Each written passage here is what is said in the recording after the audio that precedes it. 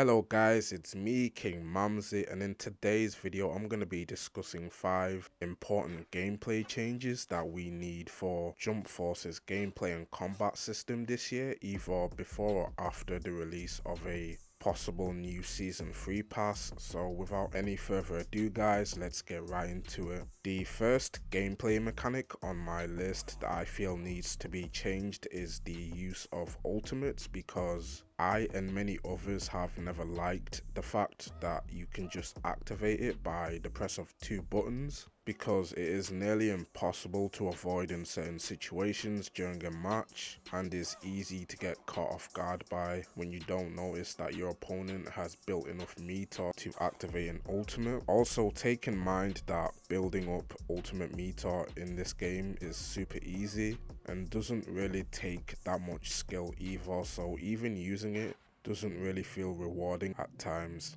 The way they should change this mechanic is by making it to where you can only activate the ultimate after awakening with a full bar and not half a bar like you can already do in the game. Kind of like in Pokken Tournament for example, which is also a arena fighter just like Jump Force. It'll force players to be more vigilant and mindful with the way they use their ultimates in matches, so I definitely think that this is a change that Spike should bring to the game. Now moving on, the next gameplay mechanic on my list that needs to be changed is the escape meter. It needs to be how it was like in the closed beta for the game, because back then you could escape for at least 3 to 4 times in a row during a match, but for some reason they changed it and made it worse in the open beta and final game, where you can only do it once and then the meter just instantly depletes out of nowhere. I will never understand why they made such an unnecessary change to the game's combat system that many people were originally okay with and had no issues with either, by the way, because all this change did was encourage more spam and cheese from players who would escape straight after a combo to avoid getting hit or taking damage. So I really hope that Spike reconsider and change the escape meter back to how it was like in the closed beta. Now the next gameplay mechanic on my list that needs to be changed is the counter system, or better yet removed entirely, because the counter system in this game is just unnecessary and adds literally nothing to the game besides an unfair advantage to players who just want to mash square or X the whole time just to get out of a combo.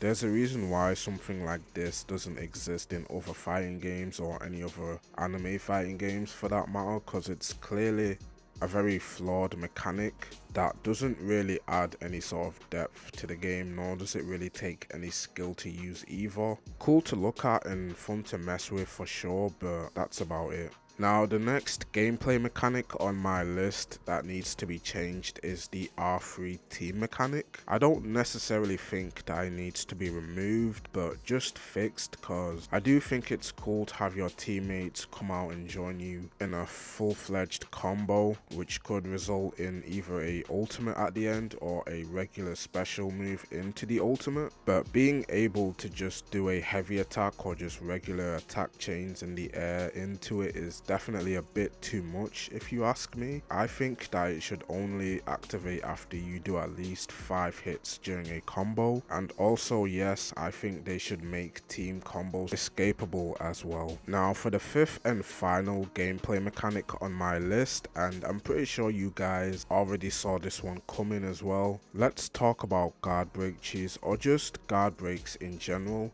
I feel like the only way they can fix this issue is by changing and reworking the whole guard mechanic, and either make it like the Naruto Storm games where it can break just from getting too many hits, or something else. Literally anything, because guard break cheese is probably the worst thing about Jump Force gameplay wise, and is a perfect example of why the game's combat system is so inherently flawed and hated by so many people. But anyway guys, those are the 5 important gameplay changes that I would like to see for Jump Force's overall gameplay and combat system. Now do I expect that we'll be getting any of these changes to the game's mechanics? Honestly no. but it's important to remain hopeful and optimistic regardless, because even if we don't get these important changes for the current game in a future update patch, there is always that chance that we could get it in the game's sequel. Now then, if you enjoyed the video, then please be sure to like and subscribe if you haven't already. Also be sure to hit that notification bell as well so you never miss an upload from me. And also guys, let me know down in the comment section below what gameplay changes you would like to see come to Jump Force this year. This is your boy King Mamzy signing out.